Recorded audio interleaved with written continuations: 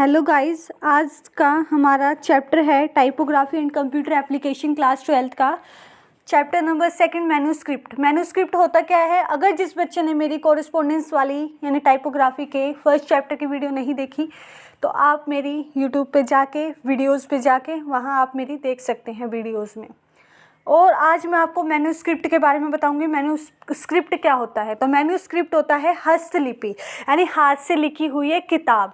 आपने पढ़ा होगा, पहले हिस्ट्री में पढ़ा होगा आपने, पहले ताड़ जो होते थे उनके पत्तों पर लिखा करते थे और फिर उसके बाद आप देखें कि हमारी मुल्तानी से बनी हुई वो तख्ती आने लगी। उसके बाद हम देखते हैं तो ये सब हमें चीन से मिली है। चीन जो है उससे हमें वो हस्तलिपि मिली है। तो आज हम पढ़ेंगे मैन्यूस्क्रिप्ट के बारे में। मैन्यूस्क्रिप्ट का मतलब होता है हस्तलिपि, हाथ से लिखी जाने वाली पुस्तक कोई भी। मैन्यूस्क्रिप्ट क्या है? मैन्यूस्क्रिप्ट एक डॉक्यूमेंट है जो कि हम हाथ से लिखते हैं या फिर उसको टाइप करते हैं, ठीक है। वो आपकी बुक है, बुक भी आपकी टाइपिंग होके पेजेस पे फिर वो आपके पास आती है ना। तो वो बुक भी हमारी जो है उसको टाइप रिटन किया जाता है। लीगल डॉक्यूमेंट्स है जैसे कि आपके आधार कार्ड वगैरह हैं, आधार कार्ड नहीं, वो जो आपके सर्टिफिकेट्स हैं, है ना, या आपकी कोई भी जो पेपर पे होने वाली प्रिंटिंग है वो सब मैन्यूस्क्रिप्ट के अंदर है। लेटर्स हैं, लेटर भी आप पेज के ऊपर लिखते हैं, दैट इज़ ए मैन्यूस्क्रिप्ट। और मैन्यूस्क्रिप्ट जो है हम हाथ से लिखते हैं, है ना, तो उसमें कई सारी हमारी करेक्शंस हमें ज़रूरत होती है करेक्शंस की, तो वो हम प्रूफ करेक्शन साइंस की हेल्प से कर सकते हैं। मैगजीन्स हैं, आर्टिकल्स जो मैगजीन्स के अंदर होते हैं, आप ये पढ़ सकते हैं। Which are corrected before sending to the publisher for its publication. और ये हमेशा मैन्यूस्क्रिप्ट ठीक की जाती है अगर आप पब्लिश कर रहे हैं, अगर आप कोई भी आर्टिकल छपवा रहे हैं तो उससे पहले आप इसमें कुछ करेक्शंस करते हैं, क्योंकि कहीं कैपिटल लेटर होता है और कहीं स्मॉल लेटर्स होते हैं, कहीं आपको डॉट यूज़ करनी है, कॉमा यूज़ करना है या इंटरोगेटिव साइन यूज़ करना है। तो आपका एक क्वेश्चन आता है, what is the meaning of manuscript? तो आप मैन्यूस्क्रिप्ट लिख सकते हैं। टाइप रिटन, हैंड रिटन कुछ भी हो सकती हैं ये। और आपको इसमें बहुत सारी चीज़, और इसको हम रफ स्क्रिप्ट्स भी बोलते हैं या फिर हम ड्राफ्ट्स भी बोलते हैं, है ना। उसके बाद हम देखें कि इसमें हमें बहुत सारी चीज़ों की ज़रूरत होती है, जैसे एडिशन करना, ऐड करना, डिलीट करना, मॉडिफिकेशन करना, ठीक है, ये सब हमें ज़रूरत होती है किसी भी मैन्यूस्क्रिप्ट में। और जब हम ये प्रूफ करेक्शन साइन का यूज़ करते हैं तो इनको हम उसको ठीक करने के लिए, मैन्यूस्क्रिप्ट को ठीक करने के लिए साइन का यूज़ करें, that is known as a proof correction sign. तो आपके पहले 2 पैराग्राफ में यही बताया गया है। आप यहाँ मीनिंग को और ज़्यादा क्लैरिफाई कर सकते हैं with the help of this paragraph. 2.3 meaning जो है आपका वहाँ से तो आप कर सकते हैं। तो मैन्यूस्क्रिप्ट रफ स्क्रिप्ट से आप इसको ड्राफ्ट बोले एज यू विश, ठीक है। तो ये हम देखें कि इसमें हमें बहुत सारी चीज़ों की ज़रूरत होती है, आप बता सकते हैं। और स्टैंडर्ड प्रूफ, और एक अगला क्वेश्चन आता है, what is the meaning of standard proof correction sign, 1 number का या 2 नंबर का। तो आप यहाँ भी लिख सकते हैं कि हमें मैन्यूस्क्रिप्ट में बहुत सारी चेंजेस की ज़रूरत होती है और वो ही इंडिकेट करते हैं प्रूफ करेक्शन साइंस को, ठीक है, साइन जिसको हम बोलते हैं।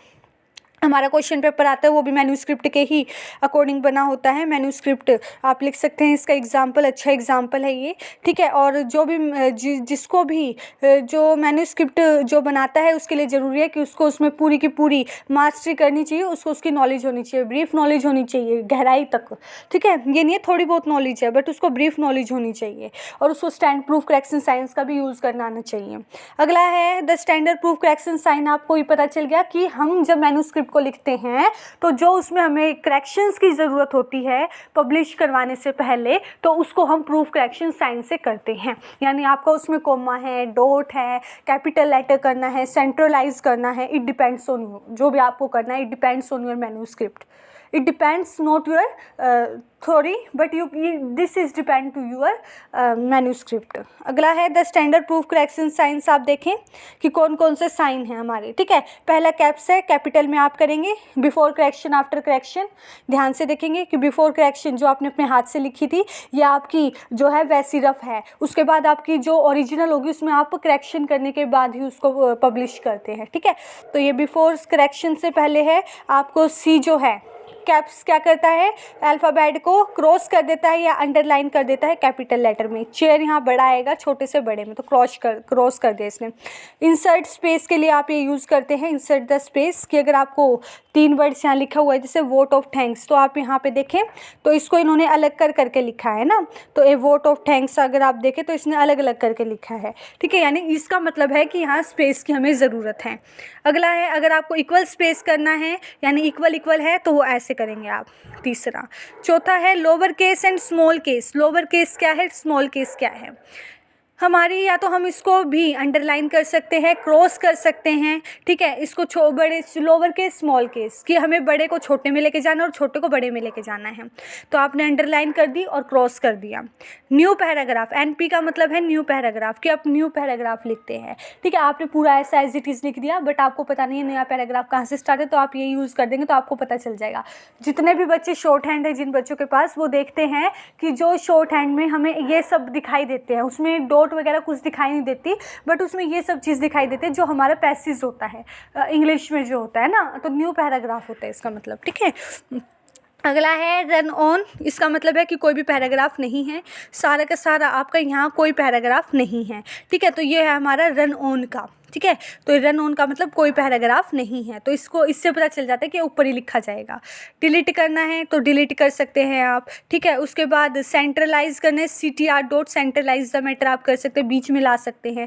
स्टैट का मतलब जो होता है, आपको मैटर को डिलीट नहीं करना, आपको सिर्फ अंडरलाइन करनी है, तो आपको पता चल जाएगा कि यहाँ कुछ अलग ही होगा, ठीक है। उसके अलावा इन फुल का मतलब होता है आपको पूरे में लिखना है, अगस्त को AUGUST ना कि AUG, ठीक है। और ट्रांसपोज द वर्ड यानी ट्रांसपोज करना है, यानी ट्रांसपोज का मतलब उठा के रखना, ठीक है। तो इन फ्यू ए है, तो इन फ्यू ए जो भी है आपका करेक्शंस के इन ए फ्यू आएगा, तो इसका मतलब ए आगे आएगा, फ्यू बाद में आएगा, तो उस वर्ड को आप ट्रांसपोज करेंगे कि ये वर्ड अलग से हमारा इंडिकेट हो रहा है। लेटर को ट्रांसपोज करना है तो लेटर आप कर सकते हैं, जैसे एजुकेशन की स्पेलिंग आपको पता है EDUCATION, लेकिन यहाँ पे आप C और U के बीच में जो है आगे पीछे आपको लाना है, तो आप इसका ट्रांसपोज द लेटर वर्ड करेंगे, लेटर करेंगे। जंबल सेंटेंसेस में है कि आप 1 2 3 4 डाल के कर सकते हैं। स्पेल का मतलब होता है जहाँ पे एक्सेप्ट का है, एक्सेप्ट नहीं है ना। स्पेल का मतलब स्पेलिंग ठीक करना। क्लोज अप का मतलब होता है कि जैसे समवट है, एक अलग है, जैसे वटएवर है, तो वटएवर हम इकट्ठा लिखते हैं बट वो कई बार स्पेसिंग हो जाती है, तो उस समय हम ये क्लोज अप का वर्ड यूज़ करते हैं, ठीक है। इसका मतलब है कि कोई स्पेस नहीं है दो वर्ड्स के बीच में, ठीक है। और ये क्वेश्चन मार्क है। अगला है करंट फ़ॉन्ट, अगर हमें करना है तो वो भी हम कर सकते हैं, करेक्ट फ़ॉन्ट करना है, ठीक है। अगस्त है, ये थोड़ा सा कटा हुआ है तो इसको पूरा लिख सकते हैं। मूव टू द लेफ्ट यानी लेफ्ट हैंड साइड से आपको स्टार्ट करना है। मूव अप यानी ऊपर से। मूव टू द राइट का मतलब है कि आपको राइट साइड से ही करना है, ठीक है, और ये आप यूज़ करेंगे। उसके बाद मूव अप ऊपर, मूव डाउन मतलब नीचे, जो ऊपर है उसको नीचे लेके आना है, जो नीचे है उसे ऊपर लेके जाना है, ठीक है। लेफ्ट मार्जिन स्ट्रेट करना है, ये नहीं है कि कोई वर्ड इधर है तो कोई इधर नहीं। उसके बाद आप देखें कि मैटर को जस्टिफाई करना है, यानी एक जगह आने चाहिए, इधर उधर नहीं होना चाहिए, ठीक है। फुल स्टॉप के लिए आप ऐसे डैश लगा देंगे कि यहाँ फुल स्टॉप है, ठीक है। उसके बाद कॉमे के लिए आप जो है कॉमे के लिए भी यही लगेंगे, ठीक है। और इंटरोगेटिव के लिए भी आप यही यूज़ करेंगे। और आप हाइपेंस के लिए, हाइपेन है जैसे कि क्वेश्चन पैराग्राफ, जो आपकी छोटी सी डैश होती है, ठीक है। इंसर्ट डैश है, डैश आपको करनी है, ठीक है। और ये थोड़ा सा ऐसे करके दिखा रही हूँ मैं, ठीक है, ये आप देख सकते हैं इजीली, ठीक है। और एक्सक्लेमेशन होता है जैसे कि वाओ है ना, एक्सक्लेमेट करना, जैसे कि वाओ ये इतना सुंदर फूल है, जो आपने अपनी हिंदी में भी पढ़ा होगा, विश्व में वाला जो पढ़ा होगा वो है ये, ठीक है। उसके बाद सेमीकोलन है, आप पढ़ते हैं जब टाइपिंग करते हैं तो आपको पता ही है कि जो हमारी लास्ट वाली है, ठीक है, उस वाली फिंगर से जो है उधर से हमारा कौन सी राइट हैंड साइड में है ना, बीच वाली रो में, होम रो में, तो वहाँ है, ये सब आपको पता है ना। और ये है जैसे आई एम अफ्रेड, यानी एक कोमा जो लगता है, फिर 2 कोमाज लगते हैं, उसके बाद मार्जिन होता है, ठीक है। अब अगला जो क्वेश्चन है हमारा, आप ये स्टैंडर्ड प्रूफ करेक्शन साइन आपको पढ़ने हैं, इनकी आपको मीनिंग पढ़ना है, प्लस इनकी बिफोर करेक्शन आफ्टर करेक्शन के एक एग्जाम्पल आप अपनी तरफ से भी बना के लिख सकते हैं। बस आपको सेंटेंस की सेंस पता होनी चाहिए, ठीक है। और सेंटेंस बनाने के लिए आपके लिए सब्जेक्ट वर्ब ऑब्जेक्ट ज़रूरी है, ठीक है। और इसके लिए आप वीडियो देख सकते हैं सेंटेंस की, वो आपकी एम्प्लॉयबिलिटी स्किल क्लास 12th वाली बुक में आपको मिल जाएगी। अगला है अब हम पढ़ेंगे procedure of preparing a fair copy of the manuscript कि क्या प्रोसीजर है। अब हमने देखा कि हमने स्टैंडर्ड प्रूफ करेक्शन साइन हमने पढ़ लिए, उसके बाद हमने मैन्यूस्क्रिप्ट का मीनिंग देख लिया, उसके बाद हमें क्या क्या प्रोसीजर अप्लाई करना चाहिए जो कि अब जब हम कोई भी मैन्यूस्क्रिप्ट की फेयर कॉपी बनाएं, ठीक है। और ये क्वेश्चन तो पेपर में आएगा ही आएगा, आप ये बात लिख लो। ये पूछेंगे what is the procedure of preparing a fair copy of the manuscript. ये क्वेश्चन पेपर में आता ही आता है हर बार। अगर आप प्रीवियस ईयर के पेपर देखेंगे तो हर बार ये क्वेश्चन वहाँ पे पुट आउट हुआ है, ठीक है। तो इसीलिए आप देखें तो इसको समझें। अब देखें कि जब भी हमें फेयर कॉपी बनानी हो मैन्यूस्क्रिप्ट की तो ये ज़रूरी है स्टेनोग्राफर के लिए, पीएस के लिए, पीए के लिए कि उसको नॉलेज होनी चाहिए कि डॉक्यूमेंट कौन सी लैंग्वेज में लिखा गया है। अब हम तो इंग्लिश में टाइपिंग करते हैं, बट अगर हिंदी की कोई मैन्यूस्क्रिप्ट है तो उसको उसकी करेक्शन करने से पहले, उसकी फेयर कॉपी बनाने से पहले उसको ये चीज़ पता होना चाहिए, उसको लैंग्वेज के बारे में अच्छे से पता होना चाहिए, उसको मात्राओं का ज्ञान होना चाहिए। अगर इंग्लिश में बनाना है तो उसे वर्ड्स का मीनिंग पता होना चाहिए। और ही में face certain difficulties eight the time of preparing a fair copy of the manuscript. जैसे कि उसको बहुत सारी परेशानियों का सामना करना पड़ता है। पहले जैसे उसको हैंड राइटिंग समझ नहीं आती जिस भी पर्सन ने लिखी है, स्पेलिंग नहीं आती डिफ़िकल्ट वर्ड्स की, तो जिस पर्सन ने लिखी है डिफ़िकल्ट वर्ड की उसको स्पेलिंग नहीं आती, जो भी बना रहा है आपकी fair copy, and so on. Hence he should be well acquainted with the various, उसको प्रूफ करेक्शन साइंस का मतलब पता होना ज़रूरी है, ठीक है। द मीनिंग एंड यूजेज, उनका मीनिंग भी यूजेज, इसलिए आपको प्रूफ करेक्शन साइन बताए गए हैं ताकि आप उसका मीनिंग समझे, वरना तो हर कोई यूज़ कर सकता था ना, पर उसका मीनिंग आपको पता होना चाहिए, है ना। और उसके बाद आप देखें कि जब डॉक्यूमेंट ड्राफ्ट की फॉर्म में हो, ठीक है, तो इसमें क्या होता है, हैंड रिटन की आपको करेक्शंस करनी होती हैं, और वो जितनी भी करेक्शंस आपको करनी पड़ती है वो स्टैंडर्ड प्रूफ करेक्शन साइन की हेल्प से ही हो पाएंगी। The flowing points should be kept in mind at the time of type writing the fair copy from the manuscript. What are the different points should be kept in mind at the time of type writing the fair copy from the manuscript। कि manuscript से जब आप कोई fair copy बनाते तो आपको कौन कौन सी चीज़ें अपने दिमाग में रखनी चाहिए। देखो, सबसे पहले आपको टाइप राइट करने से पहले डॉक्यूमेंट को सबसे पहले आपको उसको 1 या 2 बार पढ़ना चाहिए, ठीक है।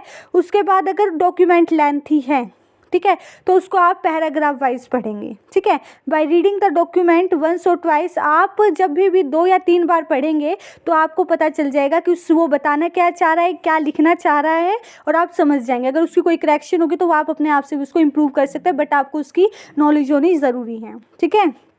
तो वो समझ जाता है कि पर्सन जो है जिसने मैन्यूस्क्रिप्ट लिखी है वो क्या बताना चाह रहा है, जब वो 2 या 3 बार पढ़ेगा। पहली बात कि आपको डॉक्यूमेंट को 2 या 3 बार पढ़ना चाहिए।